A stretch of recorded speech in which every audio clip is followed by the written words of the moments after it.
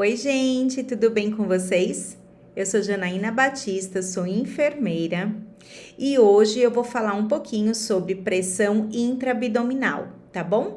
Mas antes de eu começar esse assunto, já se inscreve aqui no meu canal do YouTube, me segue no Instagram que tem muita coisa acontecendo por lá. Depois, deixe suas dúvidas, comente se gostou desse vídeo, se esse vídeo te ajudou, tá bom? Bom, então vamos falar um pouquinho hoje sobre pressão intraabdominal, tá? A monitorização da pressão intraabdominal. Bom, antes da gente iniciar a aula, né? O que é hipertensão intraabdominal? Então, a hipertensão intraabdominal, ela é definida como um aumento abrupto da pressão intraabdominal nos pacientes críticos e pacientes cirúrgicos dentro da terapia intensiva, tá? Janaína, e quais são as consequências do aumento da pressão intraabdominal, da hipertensão intraabdominal? Gente, as consequências é que vai diminuir o fluxo sanguíneo para a cavidade abdominal, então os órgãos, né, eles vão ter alteração aí da perfusão tecidual, os órgãos intraabdominais. Isso também vai gerar um aumento da pressão intratorácica, pode gerar um aumento da pressão intracraniana e diminuição do débito cardíaco. Então, você tem uma hipertensão intraabdominal que pode gerar toda uma descompensação hemodinâmica do paciente, tá? Então, vamos lá. Quando uma pressão é exercida acima do normal na região abdominal, ocorre alteração da perfusão tecidual, tá? Isquemia, alterações circulatórias, falência múltipla orgânica, né? Os órgãos da cavidade abdominal, eles entram em sofrimento pela diminuição da perfusão, né? Então, aquilo que eu falei para vocês, né? A síndrome policompartimental, essa cascata de eventos que vai acontecendo, toda essa repercussão hemodinâmica é conhecida como síndrome policompartimental, que resulta da instalação da hipertensão intraabdominal e a sua repercussão em diversos sistemas orgânicos. Então, a gente vai ter diminuição do retorno venoso, aumentou a pressão intraabdominal, o retorno venoso é diminuído. Aumento da resistência vascular periférica, aumento da resistência sobre o diafragma, né, pelo aumento da pressão intraabdominal, aumento da pressão intratorácica, diminuição do débito cardíaco, diminuição da pressão de perfusão cerebral e, consequentemente, aumento aí da pressão intracraniana, tá? Bom, quais são os valores normais da pressão intraabdominal? Então, é considerado um valor normal uma pressão intraabdominal menor do que 7, tá? Quando essa pressão ela começa a subir, geralmente quando ela atinge 12, a gente já classifica hipertensão intraabdominal grau 1, né? Então, a gente tem hipertensão intraabdominal grau 1, quando essa pia ela tá entre 12 e 15, grau 2, quando ela tá entre 16 e 20, grau 3, quando ela tá entre 21 e 25, e grau 4, quando ela aumenta acima de 25 milímetros de mercúrio, tá? Janaína, qual é o impacto, então, dessa hipertensão intraabdominal? Bom, pressões acima de 15 a 20 milímetros de mercúrio são capazes de causar redução do débito urinário, falência renal, aumento da pressão respiratória e redução do débito cardíaco. Quando maiores do que 25, esse nível de PIA é suscetível a iniciar a descompressão cirúrgica, tá? Então, assim, antes da descompressão cirúrgica, tem várias coisas que a gente pode fazer por esse paciente, quando ele tem um aumento dessa pressão intraabdominal. Então, a gente pode limitar a quantidade de volume que está sendo infundido para esse paciente, fazer uma restrição hídrica, a gente pode passar uma sonda nasogástrica para fazer uma descompressão aí gástrica para esse paciente, tá? A gente pode trabalhar também com a infusão de drogas vasoativas de acordo com a prescrição médica, né? O médico pode também fazer uma paracentese, no caso de ascite, para diminuir, né, a quantidade de líquido aí na cavidade peritoneal, tá? Então, existem várias coisas antes de chegar propriamente na descompressão cirúrgica. Bom, quem são os pacientes que têm indicação da gente mensurar a pressão intraabdominal? Vão ser para todos os pacientes na terapia intensiva? Não. São aqueles pacientes que tiveram trauma abdominal, distensão abdominal abrupta, dificuldade respiratória, que já está gerando uma hipercapnia, ou então aqueles pacientes oligúricos, né, começaram com uma diminuição do débito urinário, aqueles pacientes com redução do débito cardíaco e hipóxia, tá? Quais são os pacientes, né, os fatores de risco para essa hipertensão intraabdominal?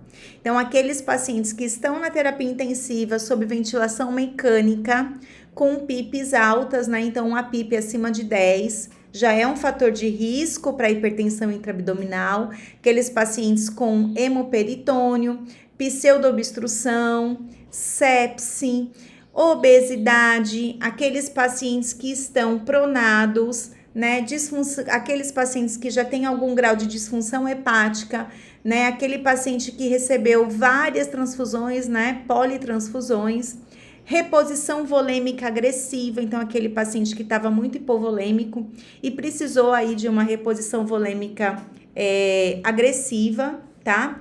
Pacientes com pancreatite aguda que internam na terapia intensiva, tumores abdominais, pacientes com coagulopatia, pacientes aí com ascite volumosa, gastroparesia.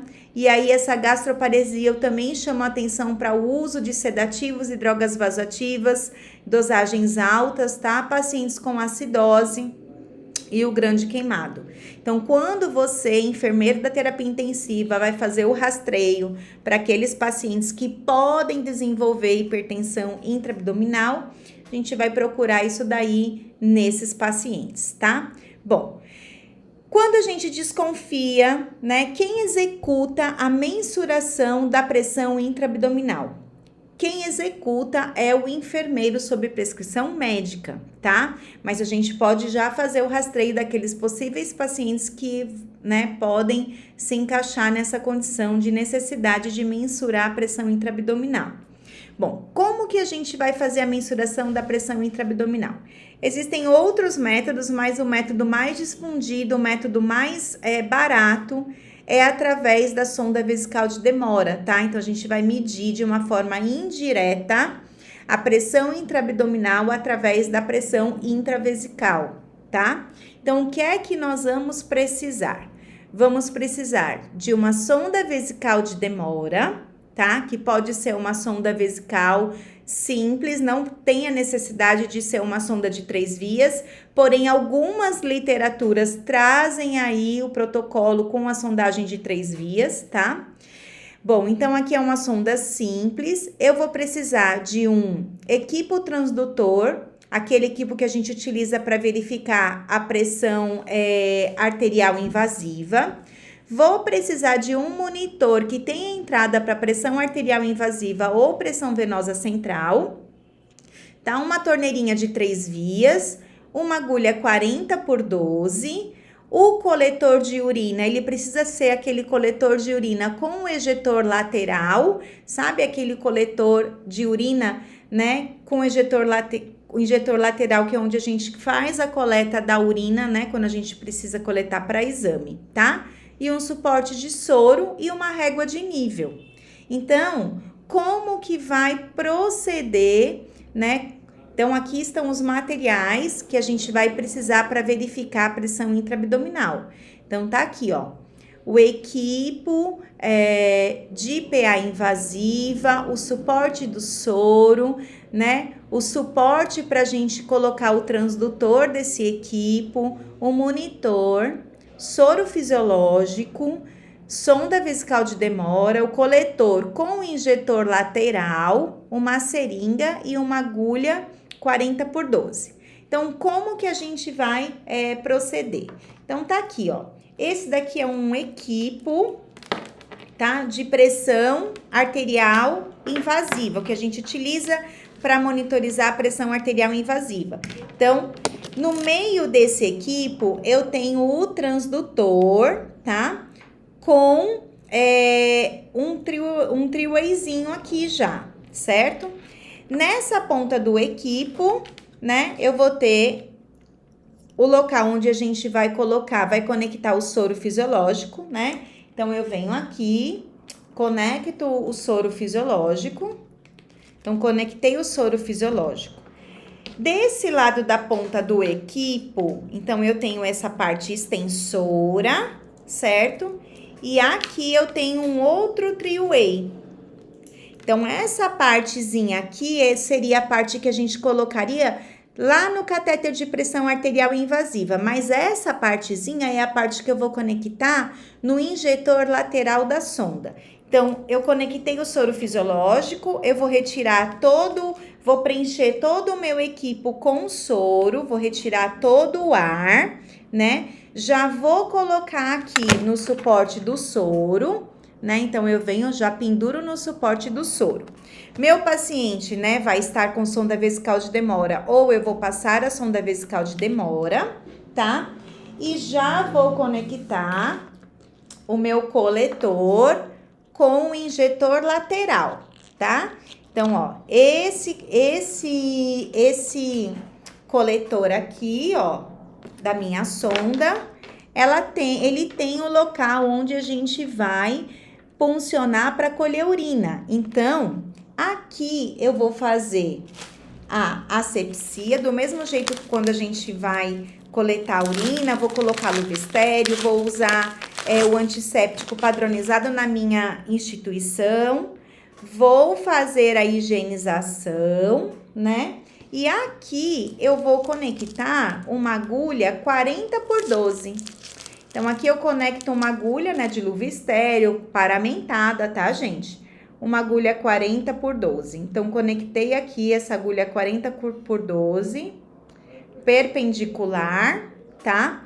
E aqui agora é que eu vou conectar essa extensão do meu equipo da pressão invasiva.